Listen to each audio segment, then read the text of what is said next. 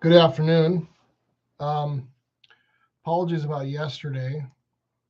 It was with all six kids home. It was hard to find a place that would have been quiet enough to do online Bible study with all of you. Um, and I didn't have all my resources as well. So I hope you don't mind that we've moved it to today. And we are on Psalm 68 still. Psalm 68, as you remember, is a psalm where we are. It's a hymn of praise, and I should say, when I say hymn, I mean that's the psalm type. It is, it's not a lament psalm. It's not a psalm of ascent, but it is a general hymn. And one of the things that it's going to do a lot, it already did last time when we did verses 1 through 6, was talk extensively about Israel's history and giving that history as a reason for praise, from a reason to praise God, I should say more specifically. So I'm working out of an NIV today. My ESV study Bible I had at home, and I forgot to bring it with me today. So I hope you are okay with the NIV. I'll have the ESV open in case we run into any kind of issues, and we can double check that translation as well. But we're going to begin with verse 7.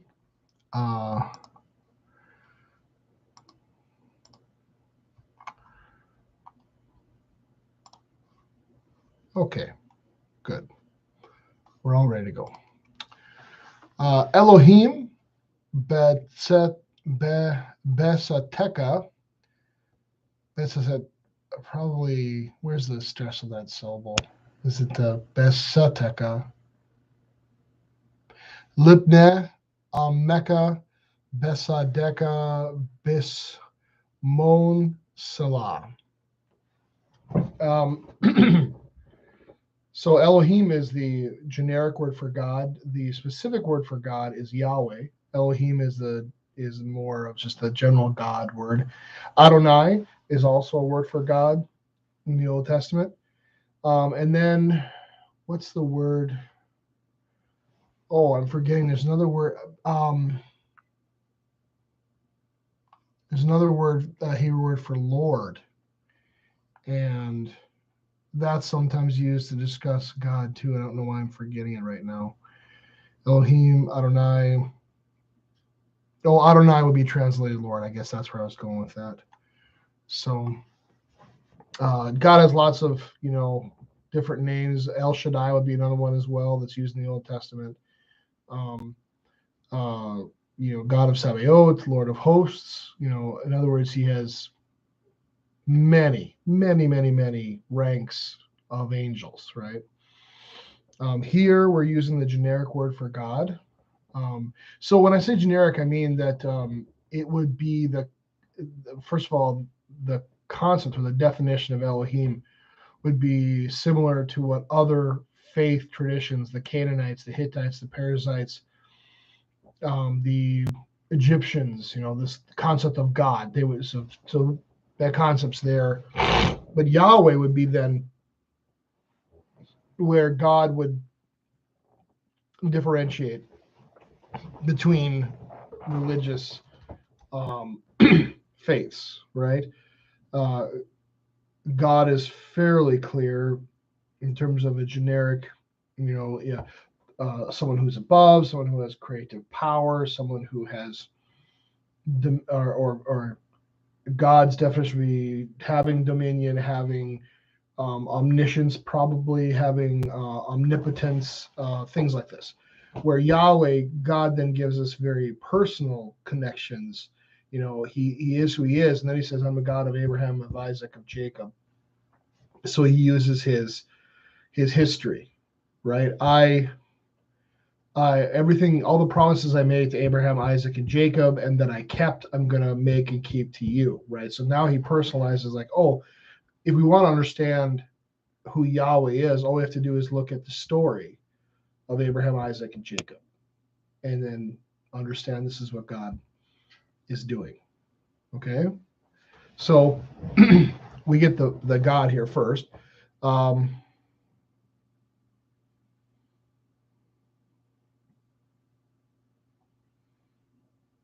verse 7 and verse 8 are connected. So it's kind of like an if-then statement. So the first starts out with, God, when you went out before your people, before the face of your people. So, this is a very common, like, kind of Hebrew idiom.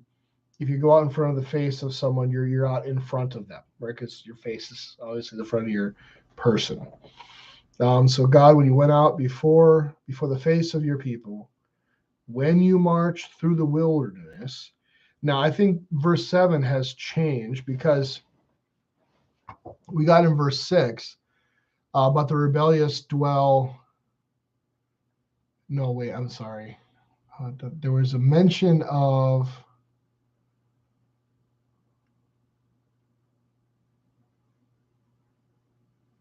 Let's see here.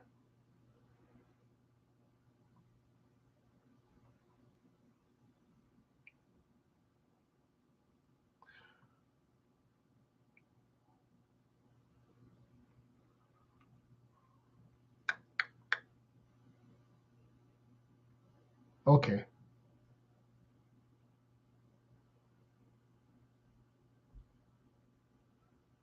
Yeah, okay. So perhaps verse 6 is what I was getting at here. He brings the prisoners out, but the rebellious dwell in a dry land. So they're alluding to the coming out of Egypt, right? Verse 7 would be the wilderness wanderings, right? You went out before your people, you marched through the wilderness, and of course there's several fights they have with other peoples. The one that jumps to mind while they're in the middle of the wilderness wanderings is when they destroy. I believe they go to war against the Amalekites, and they destroy them. The people of Israel do. Yeah. Excuse me.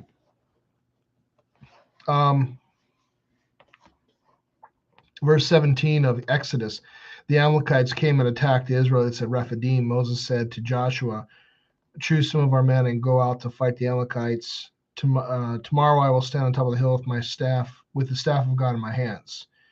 So Joshua fought the Amalekites as Moses ordered. Aaron, as long as Moses held his hands up, the Israelites were winning, but whenever he lowered his hands, the Amalekites were winning. When Moses grew tired, they took a stone and put it under him, and he sat on it. Aaron and Hur held his hands up on one side, one on the other, so that his hands remained steady until sunset. So they defeated the Amalekites. We might say that Moses did it, but that would not be the case because it ends, verse 16 ends the chapter. He said, for hands were lifted up to the throne of the Lord. The Lord will be at war against the Amalekites from generation to generation. So they came against the people of Israel, and that was tantamount to going to war against God himself, and then God in turn defeats them, sends them running, and kind of makes a promise that he will eventually root them all out and destroy them, right? So when you went out before your people, so God's leading the people of Israel by pillar of fire, by pillar of cloud throughout Exodus, through the wilderness wanderings. When you march through the wilderness, verse 8. See, this is what we're getting at. So when you were doing these things, verse 8, the earth shook. Also the heavens dropped rain at the presence of God. So let's I just kind of gave you the English to start with to see like this is where we're going, right? Verse 8, Eretz, Ra'asa, Af, Samaim, Netapu, Mipeneh, Elohim. Let's see here. This Zeh Sene Mipeneh Elohim Eloheh of Israel. So the earth shook, also the heavens dropped rain at the presence of God. Sinai, I think we're getting at something like Sinai, the mountain of Sinai was moved.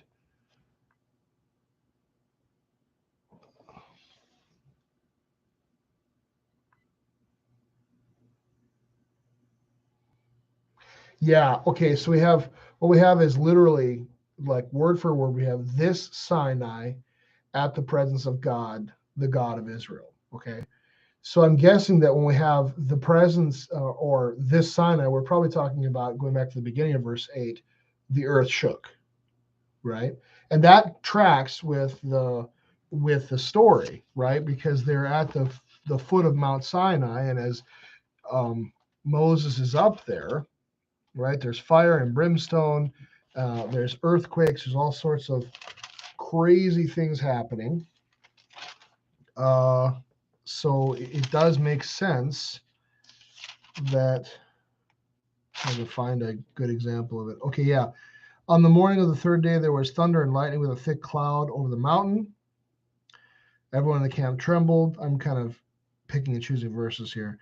Moses led the people out of the camp to meet with God, and they stood at the foot of the mountain. Mount Sinai was covered with smoke because the Lord descended on fire, and the whole mountain trembled violently, and the sound of the trumpet grew louder and louder. So, the Lord dwelling on Mount Sinai caused the whole mountain to shake. It shook the earth. They probably very much remembered this, right?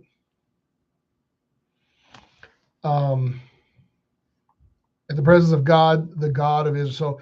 So, Elohe Yisrael is to further drill down and describe who God is, or if there's any kind of confusion, right?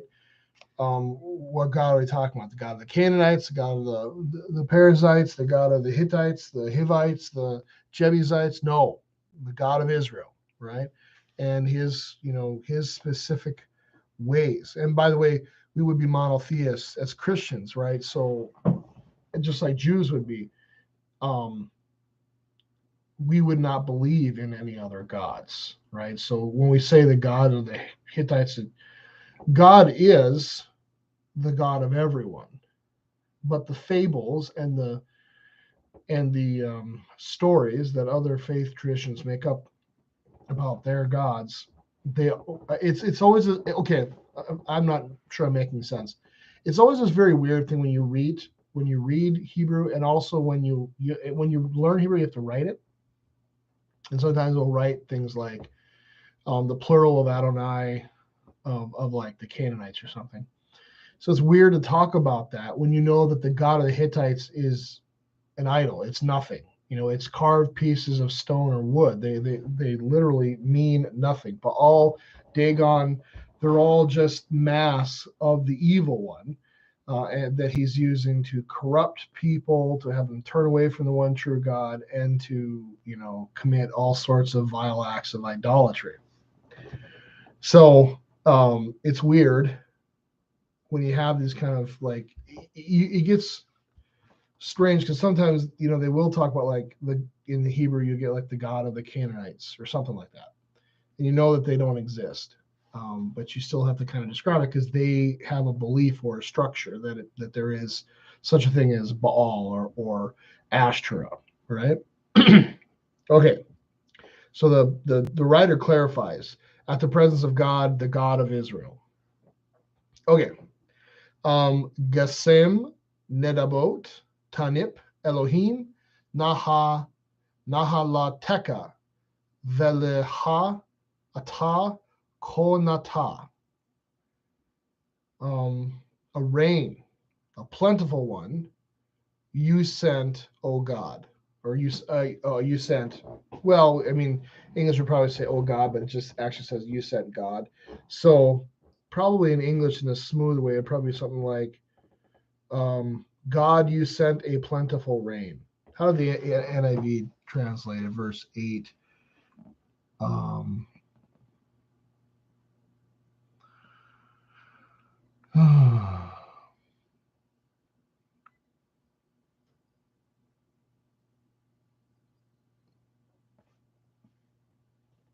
Okay, they did. You gave abundant showers, oh God. So they put God at the end of the sentence, which actually is more in keeping with how the verse is laid out. You gave plentiful rain, or you sent.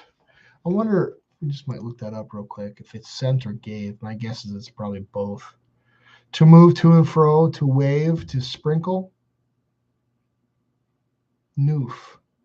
Oh, I think this is the word they keep using in the so this word is used really often in the Old Testament because they talk about a wave offering, where basically you kind of you place your hands over it, and the idea is as you place your hands over it, you're placing like sin upon that offering. So the offering is meant to cover or to redeem these issues, right? So it's what we call it wave offering. When you do translation in Hebrew, you come to Nuf a lot. It comes up very often. So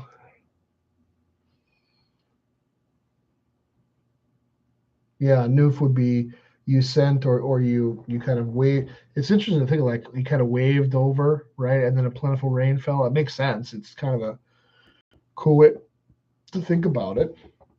But you can see how this idea of like you sent would come almost more like throwing, right? You kind of caused it to go out. You throwing, you waved out a plentiful rain, oh God. So Nahalateka,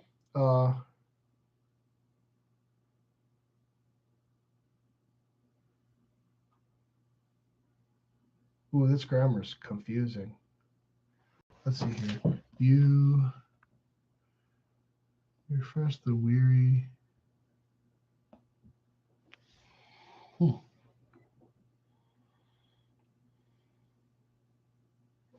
There's a vav here, and when it was weary. So I'm wondering.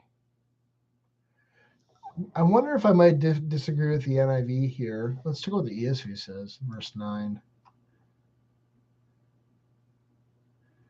Yeah, it puts inheritance with the second part too. Huh.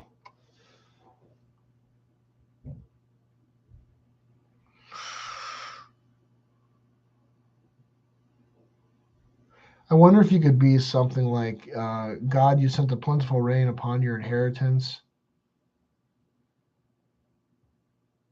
No, that actually makes more sense to put. So the problem is inheritance in the Hebrew is put right in the middle of the sentence.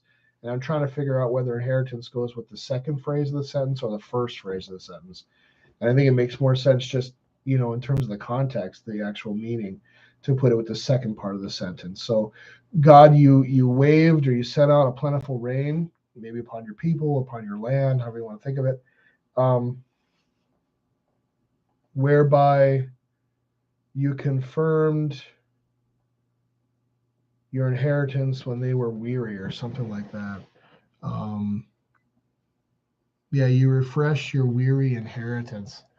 So God's inheritance is his people dwelling in his land, right? There, God says, "You will be my people; I will be your God." So they're his people. That's in his inheritance. So in other words, he sends plentiful rain upon the land so that things grow, and that's to confirm in the midst of being weary that our God is still with us. Which is, one of the very first questions the people ask as they're walking out in the desert in their first few days as being after the Red Sea. They grumble that they're thirsty and that they're hungry. And the question they ask is God among us or not? We can't eat, we can't drink. Is God really with us? Does he care about us or is he not with us? So, in other words, this idea of God's confirming his his inheritance, your inheritance. The psalmist is talking about God, right? So you confirm your inheritance, which is us, right? You confirmed it by sending rain upon the weary, the people who are maybe worn out, not sure if God is really listening or hearing them. And God is. He indeed sends the rain that they need. Something interesting to think about, I think that there's lots of times where our eyes get clouded and transfixed, and we tend to focus on all the things that we don't have. We tend to focus on the things that are immediate. You especially see when you start raising kids that they forget everything that's happened up until that point, and all they can focus on is the moment that's going on right now. Especially when it comes to like their thoughts about not being treated fairly or having enough stuff or whatever the case may be. They just do this, like they'll have gotten treats 4 days in a row, and then you say no treats today, and all that matters is they didn't get treats today, not the 4 days. I mean, and that's just an example. We know this thing. So is it possible, rain is a pretty commonplace thing. It's not a terribly, if we were looking at blessings that we'd like to receive, rain's probably not high on our list. We'd probably ask for more fun stuff, right?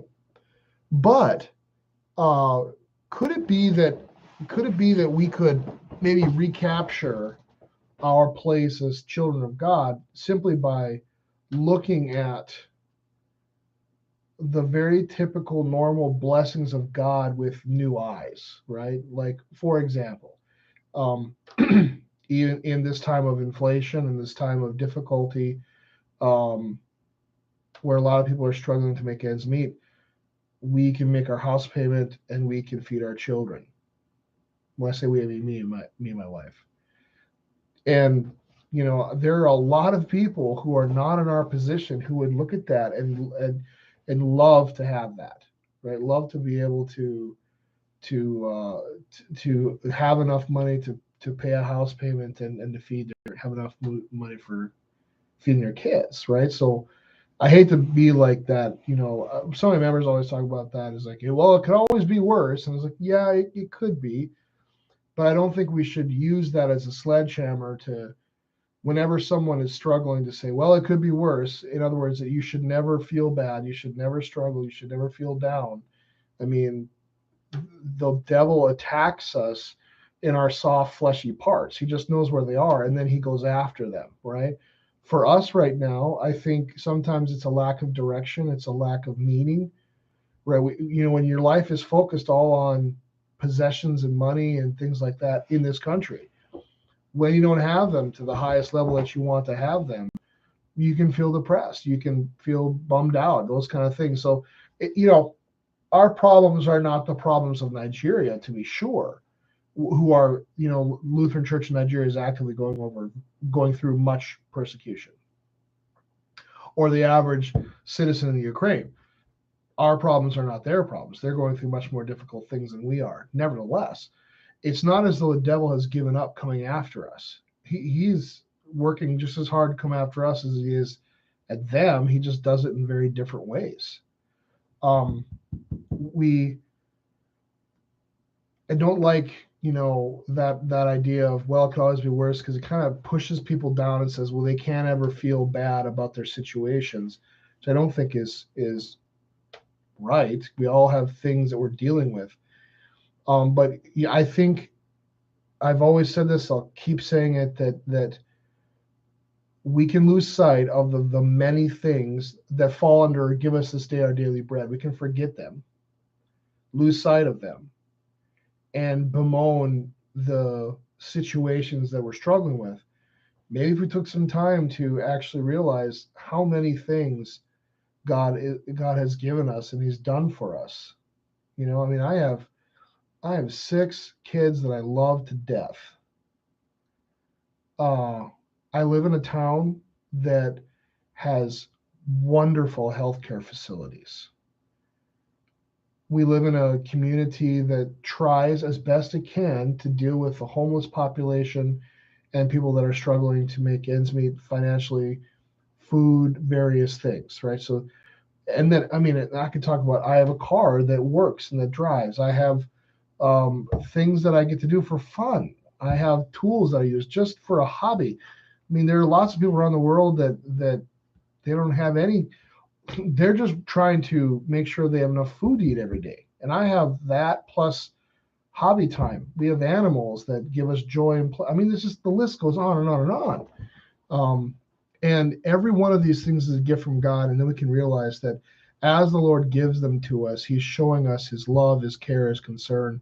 And perhaps that can stave off or can help us to avoid temptation. For us, the temptation of breaking the 9th and 10th commandment of covetousness, right? Like, look at all these things the Lord has blessed us with. And covetousness can be especially wearying in the world that we live, So the Lord sends this this beautiful rain, maybe not rain in a rain sense even, but this beautiful cascade of blessings. And it is a way in which he confirms that we're his chosen people, that we are his inheritance, and that he loves us. Last verse, verse 10 for today. We'll read the Hebrew here quick. Hayateka yasabu ba takin betobateka la'ani Elohim. Okay.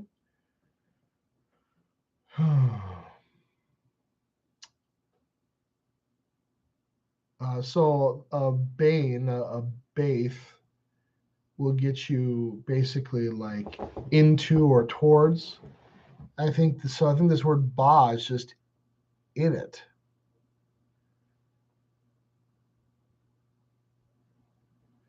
So I have to believe that your congregation dwelt in it is referring back to verse 9, right?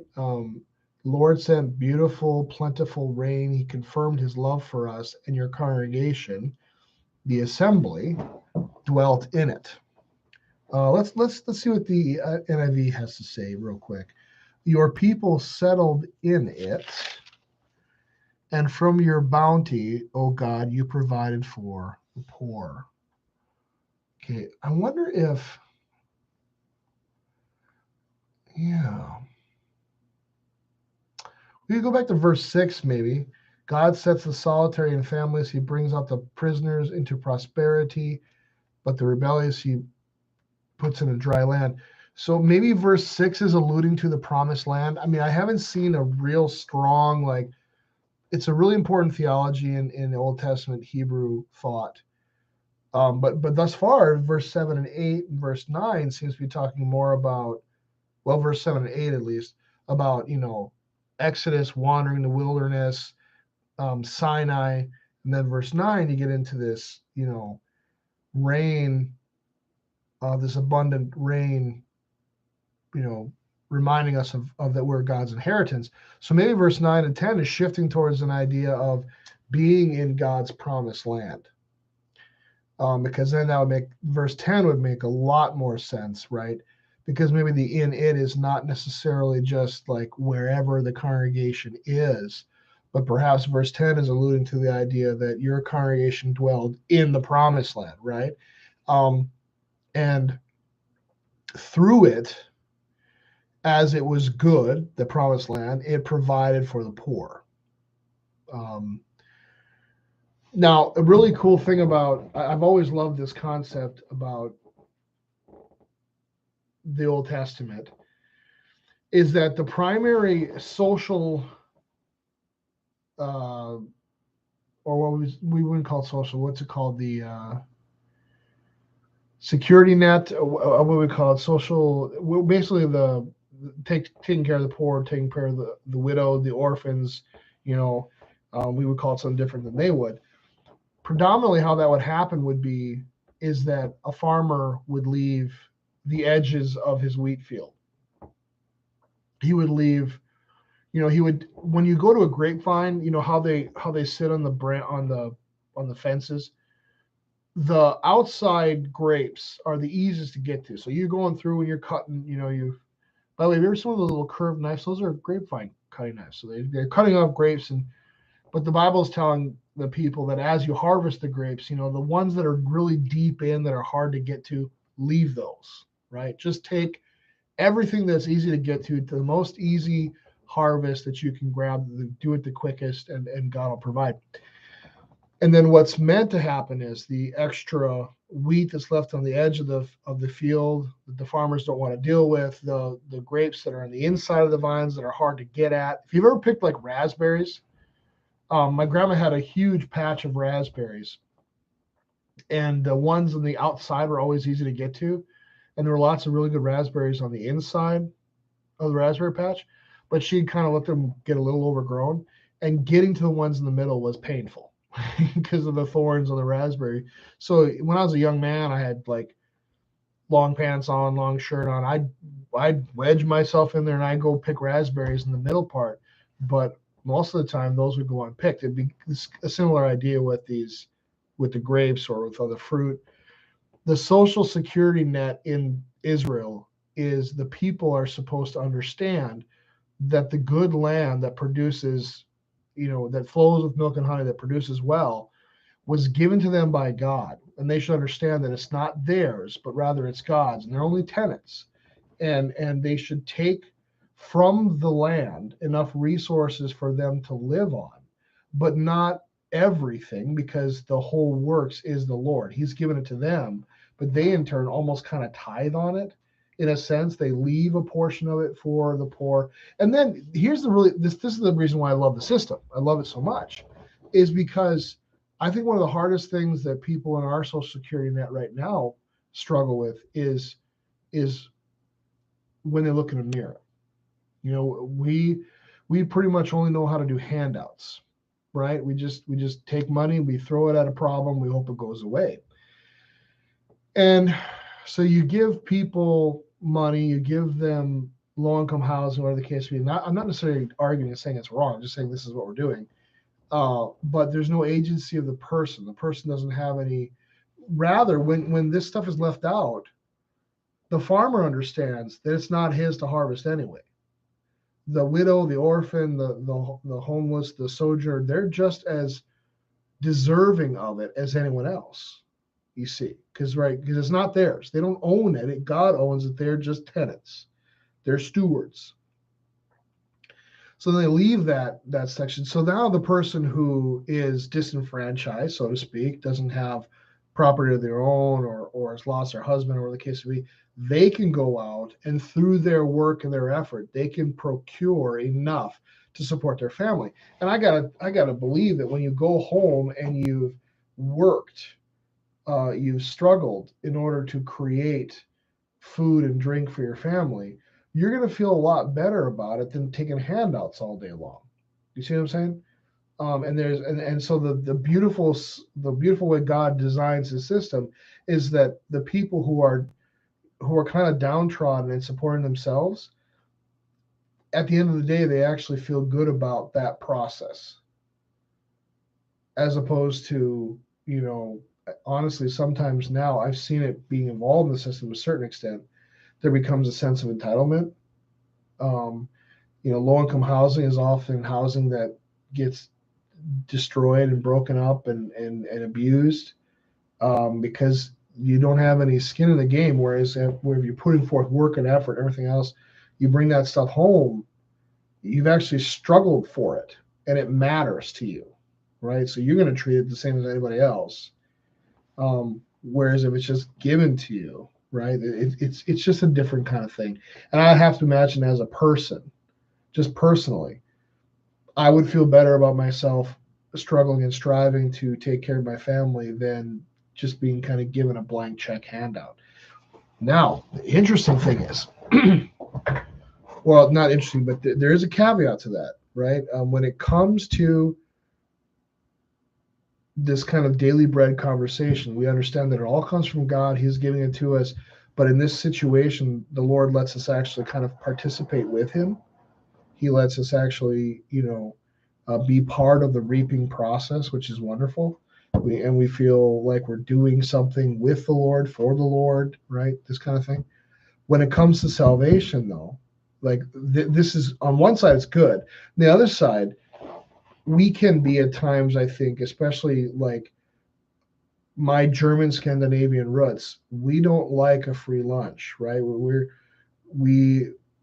believe in the, Martin Luther, actually, I think is the reason why we have such a strong work ethic, is because when he wrote in the Large Catechism about the seventh commandment, he said that when you work and you don't work as hard as you can work, you're basically stealing from your employer. This is kind of the concept. So you should be working hard all the time. It can get in your brain a little bit, though. Then when God comes to you, he says, here's forgiveness. Here's salvation. And you can't do anything for it. You literally can't do anything for it, nor would God want you to do anything for it. And that's then, because of how we work for what we have, it's a hard pill to swallow, right? Like, okay, I can't do anything. I'm completely dependent upon God for this thing, and it can make you feel a little naked, a little vulnerable, right?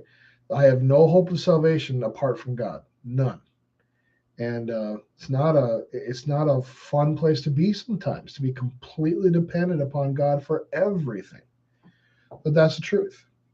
That's the truth of Scripture, and it's the truth of God, His heart and His will towards you. So, verse 10, we got there. We did, I think, a decent amount of time together. I hope you enjoyed our time together in God's Word, Psalm 68.